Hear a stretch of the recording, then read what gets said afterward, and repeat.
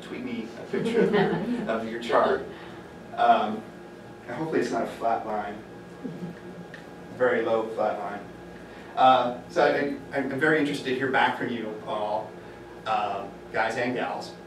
If you do a manual study and see who's interacting with you at night versus who's interacting with you today, and tell me, okay, these are the business leaders, these are our key members, and these are our community folks. One or the other. Not saying one is better than the other, but I am. So answers to questions. And there's a subliminal message on that slide there as well. Several of you posted questions that you'd like to see answered, and I really, really love you guys for doing that, because I'd much rather talk about what you want to talk about versus what I want to talk about, because it's more beneficial to you all, and that's what I'm here to do. So I'm here to help, full circle. Somebody said, I took your names off these questions. Somebody said, I'm having troubles, quote, developing the capacity to do it well. Guess what? You're not alone. Several other people said, you know, I'm having trouble finding time to do it. I don't know if it's worth it. I know it's important, but is it? Well, the answer to that is yes. The answer to that is yes. And the answer to the time management, and I'm not going to read this, you guys can read it and laugh.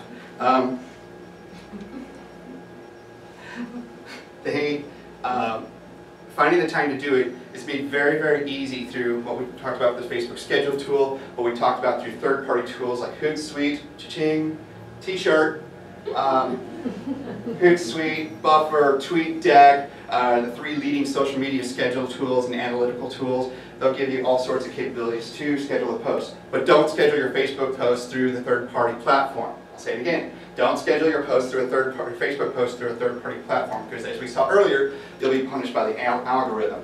By the way, one of the co-sponsors of that BuzzSumo study was Buffer, and they still published and said, hey, don't publish through a third party. Don't do this. So use the schedule tool on your Facebook, use the schedule tools through Hootsuite, and you'll save yourself hours of time. Now, what's also taking up hours and hours of time is what the heck am I going to say on these social media channels? Where am I going to get this content from? Well, I'm guessing we probably have like 300 to 700 is probably our average membership size in this room. The Springfield's here, so you know, that really blows it out of the water. You're the top of the curve. Every one of those people has multiple stories that you can pull from. Chambers of Commerce has something going on almost every day, don't you? You have, you know,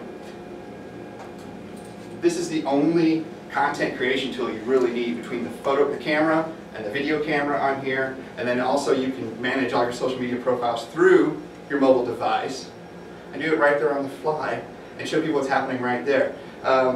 Shortage of content is not the problem. It's managing the content is the problem. I've got all these ideas, but now I need the time to write it. I need to do whatever. Well, that's where you can aggregate from other sources. You can pull information from other sources. You can retweet Rocket Group. I don't know, somebody suggested that.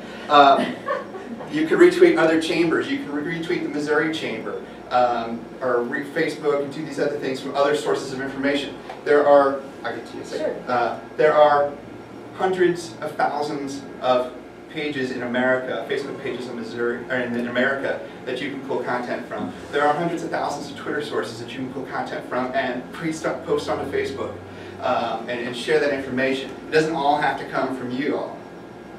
Courtney. Okay, so something that I've been trying recently, because we've been trying to use social media to connect and be able to educate our community on what's happening. And I noticed that I don't get much activity on the Chambers page, but I have started like a group room, a Facebook group room, and I'm putting Excelsior citizens in there, and then I started a list. And using, I don't know if you have this as part of your presentation or not, but using the tool of having a list, and then you can essentially put all of your chamber members, for instance, I went through and made a list of all of my chamber members. And then I can just go and click on that list, and it will bring up a whole feed of everything that they're sharing on Facebook.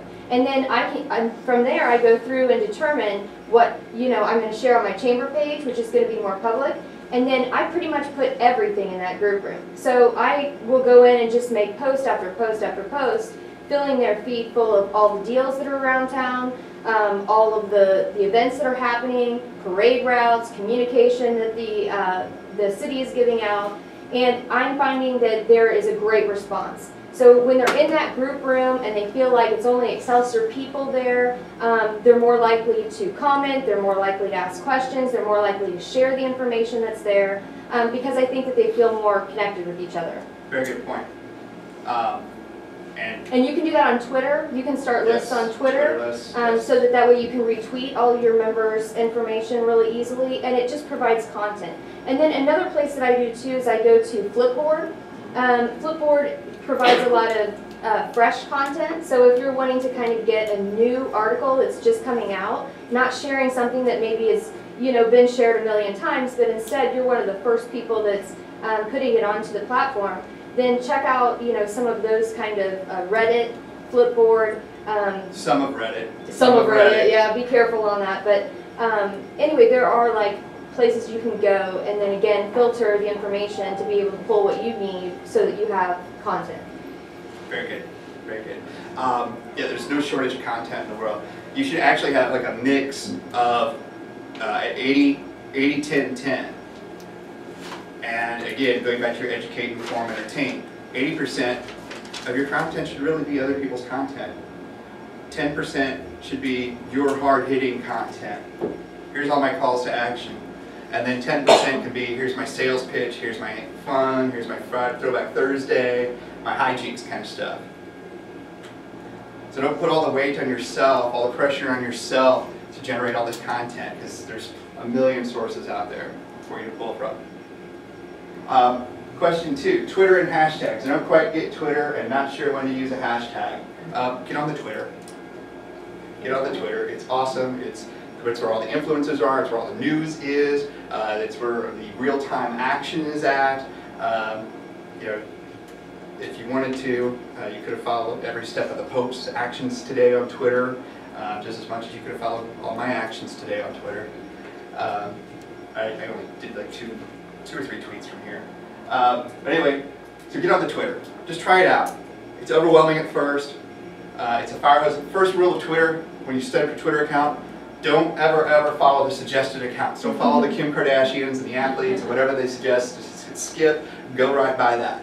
And then get into setting up your account, and then look for folks that are local, look for people that are influencing you already that you can follow on Twitter. Look for Rocket Group, look for things like that you can pull content from and be informed by. The hashtag. You want to take this part, Charlie? Okay. The hashtag right here. This was my grandpa's hashtag. This is the most powerful tool in social media. You heard this before? Has anybody told you this before? You know why it's the most powerful tool in social media? Because what this does is it aggregates. It allows you to aggregate all the white noise that goes on in your community, across the internet, across industry topics, across specialized topics, across events. There's not a hashtag for this event, but it could have been CCEM15. Is that right? EM? Mm-hmm. Yeah.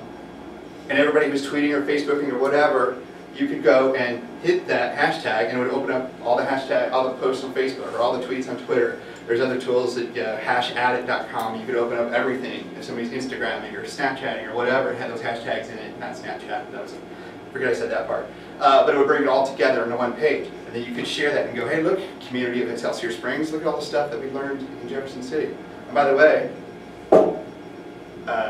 JCMO, hashtag JCMO is our hashtag here. And if you don't have a hashtag for your community, hashtag PacificMo, hashtag EX. We have ES Local is what we've started ES using. Local. And I got the newspaper to use it too, so it's getting distributed more. Here's some stickers for you guys. Put these on your computer, put them in your cubicle, put them in your car, put them on your car. But welcome to JCMO. It's a little treat here. It's worth the try, wasn't it? But if you don't have a hashtag for your community already, the community's probably already generated one for you. And you need to start putting that into your content so you can get into all the conversations that are going on in your community and connect, and more people. Well, here's the secret to social media. It's not just reaching your audience, it's reaching the audience of audiences of audiences. You want to create shareable content that people are going to take and share so their people see it. if I've got 100 fans on my chamber page, but 2 people share that who have 10,000 followers or friends, well, all of a sudden my reach is just quadruple. I'm not good at Pacific math. Actually, I wasn't. I was horrible at Pacific math. So I'm going to talk statistics for the next hour here. So you've got hashtag SGF, all the action that goes on behind that hashtag. STL in St. Louis, KC, here's Kansas City, they've got 3 or 4 that they use. Jefferson City's got 4 that the people use, but JCMO is the most popular. On Twitter, you want to keep your hashtag as short as possible, so ES local is short. JCMO is 5 characters, takes up a small amount of space and the limited characters that you have on Twitter. On Instagram and Facebook, you don't have the limitations of the characters, so you can go crazy. But don't go crazy with hashtags on Facebook, because Facebook hasn't really, while they work, it hasn't really been accepted by people. So just try to keep it to 1 if you can, your most prominent hashtag. And if when you've got events going on, create hashtags for that if they're big enough, significant enough, whatever. And just have a good time with it. Instagram will prompt you if you start to put a hashtag into Instagram. It'll start showing you the most popular hashtags regarding whatever you have. It's like Google search where the search results start popping up when you're typing the sentence, and you can jump in and see how many times that hashtag has been used right there on the platform on your phone. So that's how a hashtag works. And the answer to that was yes and always. A post on social media without a hashtag is a missed opportunity. I missed plenty of opportunities myself because of space considerations, but if you've got room, get a hashtag in there so you can get into larger audiences or larger hashtags. Here's some of the local hashtags in Missouri. Be careful with the hashtags if you haven't already used one. You'd think hashtag MO would be the best hashtag to use for Missouri because it's like 3 characters and stuff, but hashtag MO also means like half a dozen words in Spanish. So if you use hashtag MO instead of hashtag Missouri, it dumps you into a bunch of Spanish language stuff from the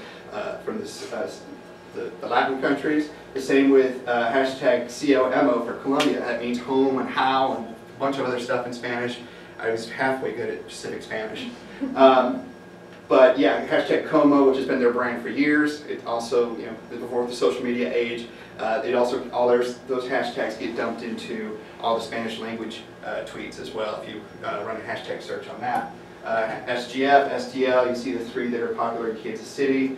I don't like hashtag KC because then you get dumped into KC and the Sunshine Band fans. Joplin, your name is short enough that you can use that. Cape G, U City, JCMO, so forth. Anybody who doesn't have a hashtag for their community? Bwood, hashtag Bwood. Bwood. I'm sorry, I was looking at you and looking at her at the same time. Bwood at, I'm sorry, I forgot. Kirksville. Kville. I think it is Kville. Yeah, there may be a Kville. I think it is Kville, check that out. Yeah. Probably Pacmo, because that's like half the old failed businesses in the Pacific was Pacmo's. I'm teasing. It's not the Pony Express. Full circle again. Anybody over here don't? We don't really have. I bet you do. What town? Well, it's Table Rock Lake. Table Rock Lake. We use Table Rock Lake, but it's long. Yeah, that's probably good. Hashtag Table Rock or TV. There's a TV, Table Rock in somewhere that's like a national, not a national monument, but like a trail. Oh yeah, so we yeah. stay with Check on Instagram because I mean, you're a tourist destination. People are hashtagging it. And just do a hashtag search, see what comes up most prominent there. How am I supposed to keep up with Facebook's constant algorithm changes to regain our post reach? Good luck. The thing about Facebook and the thing about social media is it's always going to change. That's the one constant with this. And the reason why is because they're all at war with each other, trying to, for investor dollars, for consumer eyeballs and earballs, they're all competing with each other and such for our attention and for the advertiser dollars. So here's a couple different things that you can do. These are some practical tips. Be your chamber, be your organization all the time. Be out there and be proactive during the live stuff. Go out, do you guys remember, because I often forget, to go out and act as your page on Facebook, to act as the chamber on Facebook, and you've gone and followed, liked your member pages. So you go out and you can go and like or share or pull in that interactive content that your members are posting. That's a huge member value, because they're probably not getting any interaction. So if the Pacific Chamber likes, well, third rail burnt down, didn't it? Hey, we have brew house though. Brew house, oh yeah, brew house. So if brew house is posting stuff on there and the Pacific Chamber comes in and say, hey, thumbs up brew house, then McDonald's gets mad. No, going out and interacting with your local businesses, be your chamber online. That's going to get you more exposure. Members to influencers. Empower your members, some of your members that you trust. Give them limited administration abilities or something. Maybe they can go out, you can't be everywhere at once. Are you still one person shop in Pacific? I am. Okay, so yeah, get some of your board members to be admins on there and do things on Facebook, because they're probably doing it anyway. Just hard and fast rule, 2 drinks, no tweets. Teach them that, teach them that. Answer all the questions on your profile. That whole about section, people usually just put their address in. If they do that, go in there and answer your parking capabilities. Go in there and answer your business hours of business operation. Answer all those questions because it helps you with the Facebook search and also with SEO through Google and, well, Google, who cares about Bing? And answer all those questions. There are new call to action buttons on your Facebook pages. Are you aware of those? That people can contact you or ask for more information. And donate too, I think. Donate to. For nonprofits. That's never going to happen. Yeah, but for nonprofits, it's good. Yeah, I know. Well, you're all nonprofits, right? Yeah. Except for Springfield. So use those new buttons. Content, content, content. Be creating content. Be putting content out there, whether it's yours or somebody else's. Sharing that content out there. The more active you are, if you have 1,000 fans, only 10 people are seeing your post, don't worry that you're posting too much because only like 0.5% of the people in your audience, your potential audience, saw your post. Keep on posting. Photos and graphics and tags. Again, we talked about the photos and the videos earlier. If you have any kind of graphics, you have fancy logos, your event graphics, things like that, make sure those are out there. But if you can go in there and tag the people and the other businesses and such that are your members, your supporters, and you can tag those people, and then we'll get a notification, and we're all, well, this is the other secret to social media, we're all a bunch of narcissists. So as soon as you get that little red number on your Facebook page, you're going to run and see who tagged you, and then you'll be like, oh, so Brewhouse is going to be like, oh, dude, Pacific Chamber just tagged me. They must not have anything to do today. No, they will engage with that post most likely, or probably share it. And again, video. If you have the opportunity, I can't stress this enough, if you have the opportunity to do organic video through your Facebook page, do it. Do it, do it, do it. And the other great thing is it goes to a special videos page on there. It goes to your library. You can repost it straight from there. You don't have to worry about the upload again. And also, the Facebook ads with video perform extremely well. And it's already in your library, so you can just pull from that library that's there. You save multiple steps. Facebook video. I've been experimenting a lot with Facebook video. I did this last week. I was driving on the other side of 50 here, and I saw something that was a very, very good social media lesson, so I just pulled over, seatbelt on. I pulled over and shot a real quick, like 30-second Facebook video. I'm like, hey, quit doing this, do this instead. And then when I got back to the office, I uploaded it and I put a link in there, said what it was all about, and this was my best performing post of last week. And it's just in my truck. There's my bike right behind me. My bike's still in my truck from that day too. Actually, I was planning on going for a ride this afternoon. Advertise. Advertise, advertise. There is no more affordable, targetable, and demographic-rich form of advertising in the world, the whole world, than Facebook ads. Facebook's had 11, 12 years of everybody in the world saying, I like kittens, I like dogs, I like Ford, I like Chevy, I live here, I live there, my friends do this. All that is demographic information. And you can target an ad to the president, people with the job title of President of the United States of America. That's 5 living people. And they don't have to be President of the United States of America, but if you know enough about your fans or the specific, not Pacific, specific audience that you're trying to target, 37-year-old women who drive Volvos and live within 5 miles of Excelsior Springs, but work outside the home, you can target it down that deep. If you've got a working women's event or something, that would be, I just made all that up on the fly, see I got that together? You can target that ad to them instead of just going, all fans. And it's going to cost you dollars. What's it going to cost in your newspaper? What's it going to cost in your radio ads? What's it going to cost in other forms of traditional media? A Facebook video ad, that post I just showed you there, I targeted that to our fans. I got like 1,000 views on that thing as a Facebook ad for $1.24 in 24 hours. Success story. What is your greatest social media success story for your chamber? Charlie, this is you. Got a hashtag trending in STL for our annual event last year. Congrats. Because that's something to do, and that's a really big achievement in St. Louis. If I sent out one tweet that said JCMO in it right now, I'd be trending in Jefferson City. But to do it in a major metropolitan area like that, that's significant. Congratulations. And you just did it again last week. Facebook advertising for our car show gained 200 new page likes and 35,000 post reach. Is that somebody in here? I forget which chamber this was. Fenton, who is not here, they were so proud of their achievements, they sent me a link to their insights that I couldn't access. But if you get a chance to talk to them or go check out their Facebook page, from what I saw, they're doing some very good stuff there with their Facebook efforts in Fenton. So I would hold them up as a really good example if you're looking for a local example. That's you're going to be in the bus with you tonight. Are you guys busing tonight? Going somewhere? Are you here? Walking. Oh. We gotta walk. It's a rebel. You can use Uber. We may borrow your bike. I will leave it behind. You can use Uber here, but you're going to be waiting a while for the pickup.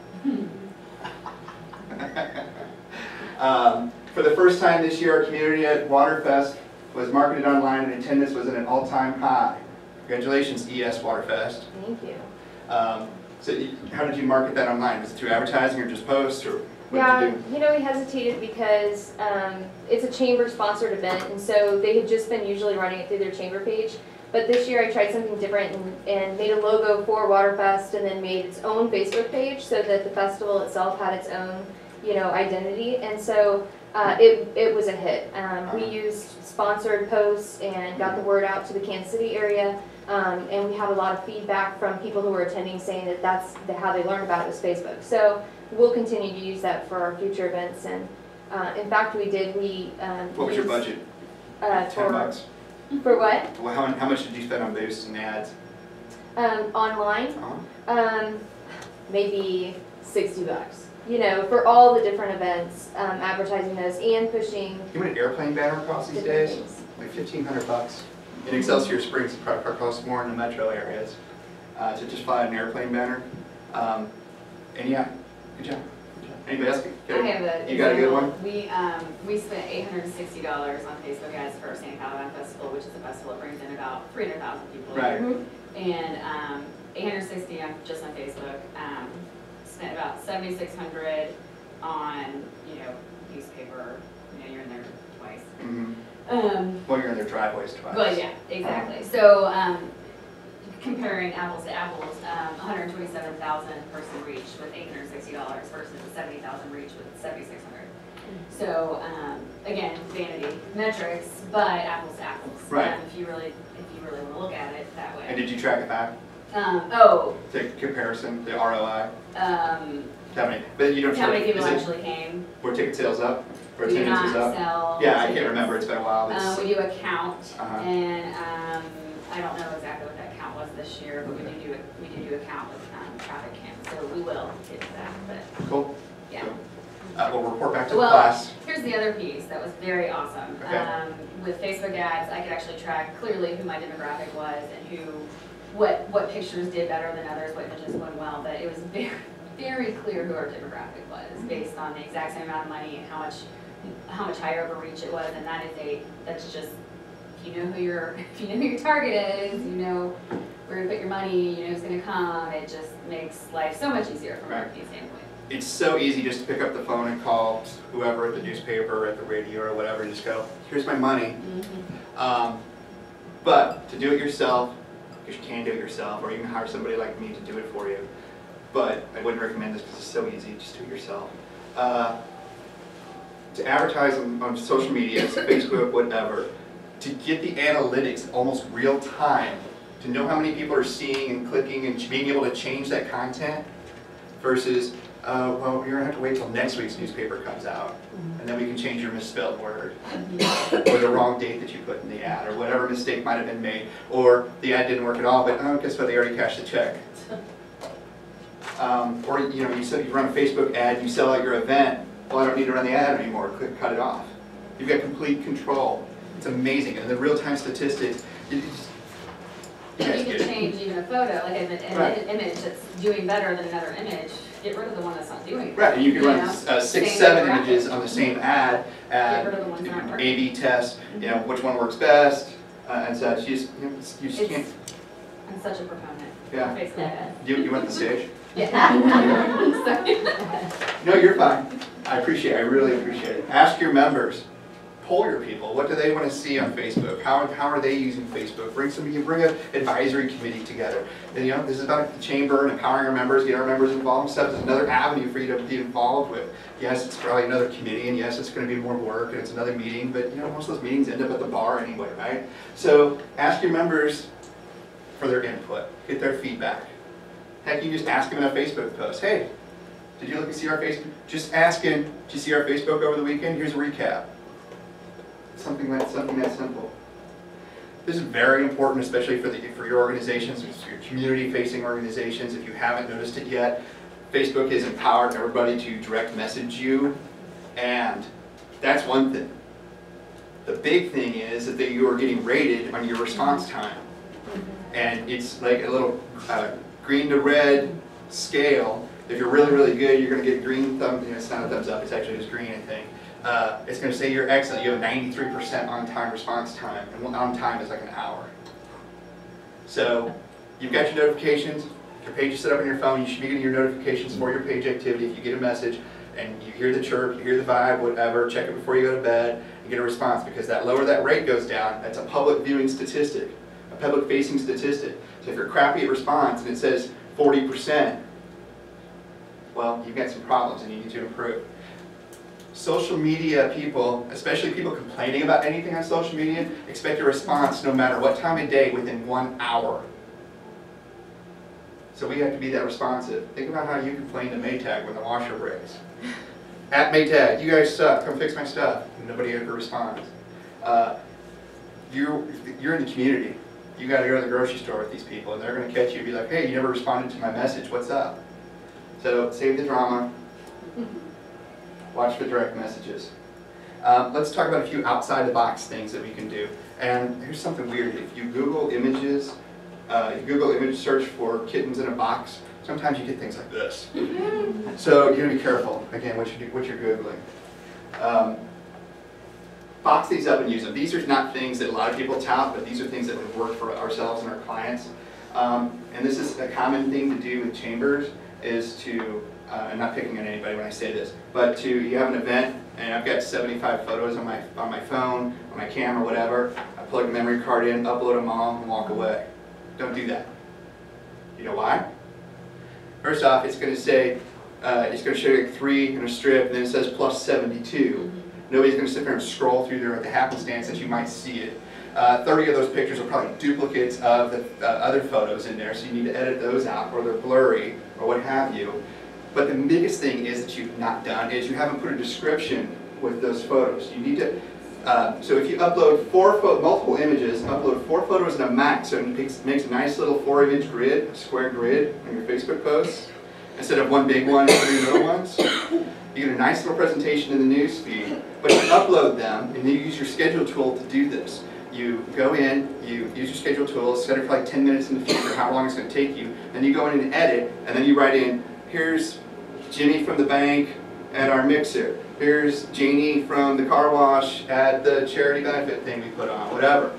And tag those people, put your hashtags in there all together, put as much descriptive information in there because you want them to be notified when it launches that the chamber just uploaded a picture of them, so they can go and tag themselves. No, so that you're getting richer content. Plus, if you only do it 4 at a time, and we just talk about how I never have any content, or I don't know where I'm getting this content from, you get 75 pictures, and you do it 4 at a time. Pacific math, what is that? It's like 20 posts. It's minus 20 posts. So much transparency here. So, yeah, so now you've got that, and then you're also building anticipation for people. When are they going to post my picture? What do you think they're going to get to me? So do that kind of stuff. Posting from a mobile device is proven to bust through the algorithm as well. Not 100% exclusive to do it, and don't do any of these like all the time. kind of just add these to your mix to do these. So you just post from a mobile device. Basically, you're live tweeting. Something else you can do to get greater social media interaction is this is the newest Chinese tool. It's called blab.im. And it's basically a Google Hangout, and Twitter had a baby with gamification built in. And it's a minimum of 2, maximum of 4 at a time on a screen where you're video casting. And you're able to have a conversation. There's a chat room on one side, then there's a button there for people to tweet out that, hey, this blab's going on, and it's got everybody's handles and the link to the blab, and it goes back. So you could use something like this to interview people from out of town. You could do, and to share that with your members. You could do this for like a membership online mixer. You could do this for a Friday. This would be a great one for a chamber. I just came with this. Some like Friday brag basket kind of thing, and you just have your people lined up in a row and bring them in one at a time, and the car wash guy can say this about the weekend, or the school guy can say this about the football game, or whoever can say whatever about the next thing, and they're just all in a row. And then you can record that, and you can download the recording and put it to YouTube, and put it to your Facebook, and put it to these other places, and holy crap, it's like you just had 70 people in through this thing, and they're gonna share it and go on and on. It's great. It's a really cool tool, and it's about 6 weeks old in public view. It's still in the beta version. Another thing you need to be doing is listening for your visitors. Listen for your visitors. When people are in your community and they're tagging your hashtag, or they're checking in at local places and such, go in there and interact with that post. Hope you had a great time in Columbia. Hope you had a great time in Excelsior Springs. I say Columbia because I went to Booch's. You should go to Booch's while you're in Missouri. I went to Booch's and took this picture of cheeseburgers. Now, those aren't just any old cheeseburgers. Those are Booch's cheeseburgers. But I posted this thing, and all these people liked it. It was a Friday afternoon. 26 people liked it. But the Columbia CVB said, hey, great photo. Do you mind if we share with our followers? Not a problem. They sent it out like 2 days, the Monday afterwards, they sent it out. And I got like 150 likes for them for content that I took and posted. And they tagged me and said, hey, Wagner Gus took this, and such. Yeah, and this was during work hours because it's daytime. But I own the company, so. A bonus TRG rule is never look at social media when you're hungry, especially during the mealtime hours, because, yeah. Because most of these comments that are not visible here say, dude, I'm jealous, I love that place, I want that burger in my mouth, that kind of stuff. And blog, you need to be creating content on your website so you have something to link to your social media, so you have something to drive them back to see. So you need to be creating content, not just calendar updates, but blogs. Post a video on your website, post whatever, because you want them to get back to your website so you can create that greater connectivity, that greater stickiness with your social media audience. Courtney already talked about Facebook groups. But if you haven't created a Facebook group for your committees or your membership at large or your community at large, you should definitely create a Facebook group. It's the same thing as all the stop and swap things that are probably going on in your community. It's a great tool for local chambers to get involved with and to balance out the kittens with puppies. So I'm a dog guy. Now let's look at the competition, because you have a lot of competition, not just in your community, but as a whole. You know, there's like 500,000 overall in this country. There are 500,000 nonprofit organizations, just your size, and smaller. So that's as a country as a whole. But think about the Lions and the Rotaries and every Kiwanis. They're all drawing from the same community, from the same active members.